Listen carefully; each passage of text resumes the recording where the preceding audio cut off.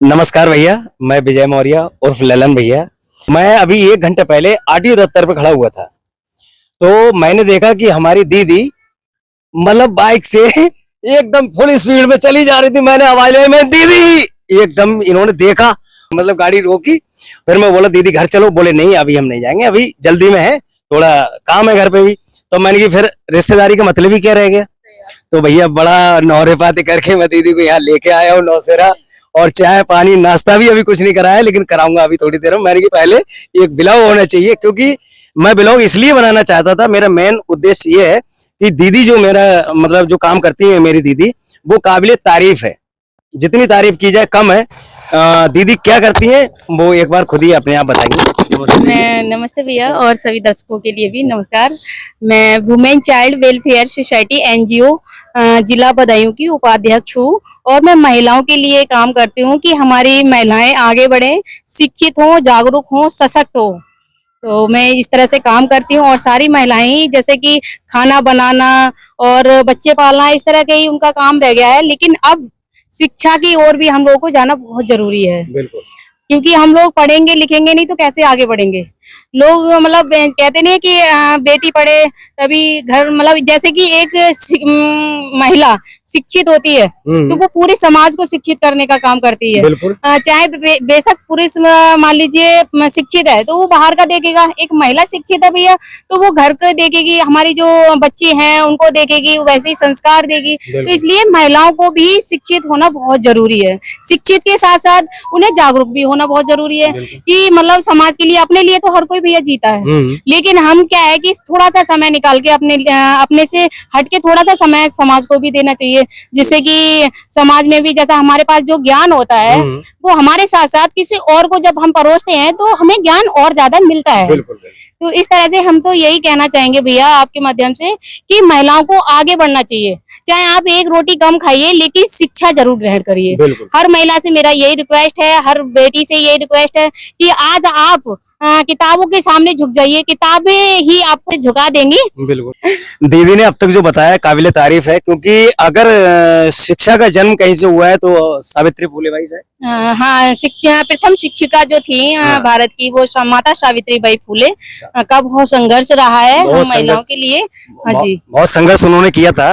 दीदी का एक मेन मोटो ये भी है कहने का कि मान लो अगर पुरुष घर में पढ़ा लिखा है, वो घर का बाहर का काम देखेगा, बाहर से बेचारा कमा के लेके आएगा, आपको देगा, मतलब जो भी है पैसे आपके खाने के लिए जो भी चीज लेके आएगा वो देके और फिर अपने काम पे निकल जाएगा। लेकिन अगर हमारी माँ बहन जो भी अगर पढ़ी लिखी है तो वो अपने बच्चों को अच्छे से शिक्षा दे सकती हैं, स्कूल भेज सकती हैं। जब वो खुद पढ़ी लिखी है तो वो कोचिंग नहीं मतलब जाने देंगे बच्चे के लिए, वो खुद ही घर पे ही शिक्षा देंगी। स्कूल आने के बाद वो खुद अगर 1 घंटा बच्चे को पढ़ा रही हैं तो उसकी नॉलेज जो है वो डबल हो जाएगी। और दूसरी चीज दीदी ने ये भी बोला था कि एक शिक्षा ही दुनिया में एक ऐसा धन है जो खर्च करने पर बढ़ता है, कभी घटता नहीं है। बाकी कोई ऐसी चीज नहीं है, आप जितना खर्च करोगे उतना घटता ही चला जाएगा।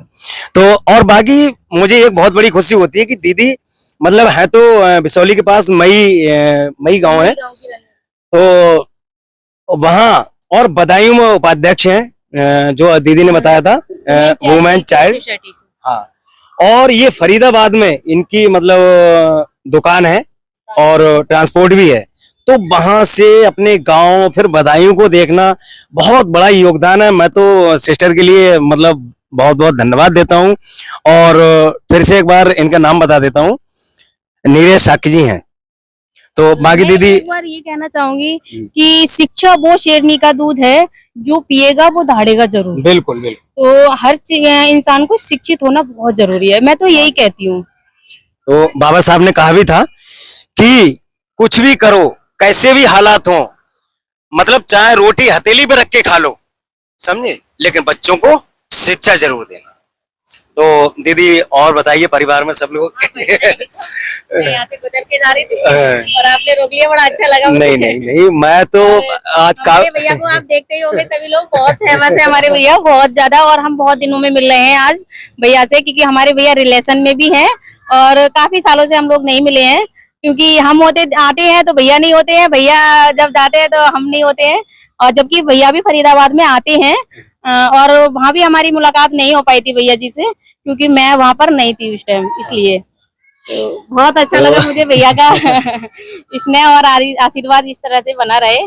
ये हमारी दीदी का प्यार है, बड़प्पन है, और ये आशीर्वाद प्यार हमेशा बना रहेगा भैया। आपका कोई चैनल भी तो है? हाँ जी, नीरज शाक्या नाम से है मेरा। फेसबुक पे ही है ना? फेसबुक पर ही है। यूट्यूब पे नहीं है? नहीं, यूट्यूब नहीं। तो फेसबुक आईडी है हमारी दीदी की, नीरेश शाक्य जी करके। तो उनपे आपको मोटिवेशनल स्पीच, वीडियोज और बाकी सारी चीजें आपको देखने को मिलेंगी। समाज की, हमारे समाज की जो भी बहन बेटियां आगे बढ़ना चाहती हैं और तो मेरा उनके लिए पूरा समर्थन है। बिल्कुल, मैं पूरा समर्थन दूंगी, जिस तरह से मुझसे हो सकता है मैं पूरा समर्थन दूंगी, पूरा सहयोग करने का कोशिश करूंगी कि वो आगे बढ़े। तो भैया मेरे कहने का मतलब ये है, मैंने आपको फेसबुक आईडी बता दी नीरज साक्षी जी करके, उसको जाओ फॉलो कर लो।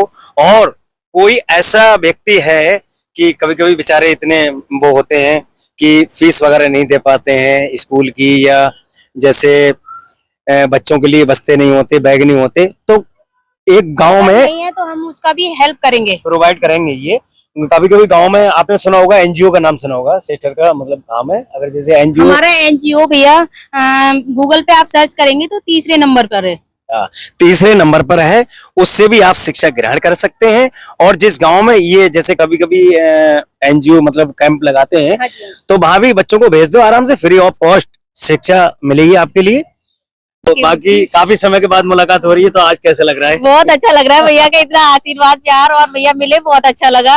भैया अपने घर लेके आए मुझे और बहुत अच्छा लगा, भाभी से भी मिली मैं और बच्चे से भी बहुत अच्छा लगा। जबकि भैया बहुत बिजी हैं, फिर भी मुझे इतना समय निकाला, इसके बाद बहुत बहुत धन्यवाद देना चाहती हूँ भैया का। अब ये बताइए, जैसे दीदी ने कहा कि इतने बिजी होते हुए फिर भी समय निकाला, तो हम समय अगर अपनों के लिए नहीं निकालेंगे तो निकालेंगे किसके लिए? तो इस वीडियो को जितने भी लोग देखें ज्यादा से ज्यादा शेयर कर दें। नमस्कार।